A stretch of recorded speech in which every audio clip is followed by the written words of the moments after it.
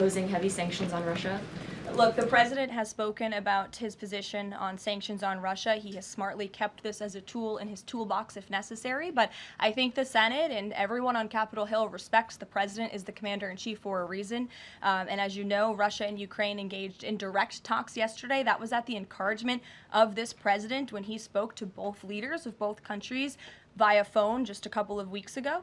And so I would just like to remind everybody how far we have come in just 4 months. I mean, it was inconceivable last year at this time for Russia and Ukraine to be engaged in direct talks. And it's because of the president's insistence and determination to get this war to an end that these countries sat down yesterday. So he's willing to use sanctions if he needs them, and the Senate and the Capitol Hill understand that the president is the commander-in-chief and he's leading United States foreign policy as he should.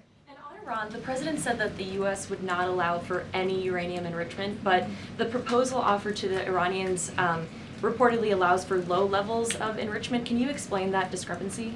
I'm not going to comment on alleged details of the report. We're not going to negotiate through the media out of respect for these ongoing discussions and negotiations that Special Envoy Witkoff is leading. The president made his position very clear on Truth Social last night. In fact, it couldn't be any more clear, and I would reiterate that's his position. Special Envoy Witkoff sent a very detailed and acceptable proposal to the Iranian regime that the president hopes they will accept.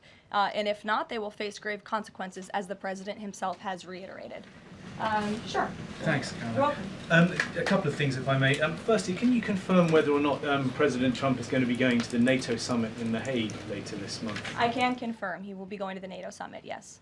Great, thanks. And another question on the Netherlands, in fact. Just wondering if you have any reaction to the collapse of the Dutch government there after the anti-EU and anti-Islam leader Geert Wilders, who's been described as a Dutch Trump, pulled out of the government there. I don't have a comment on that, but certainly we should and we will get you one, okay? Thanks. You're welcome. Brett.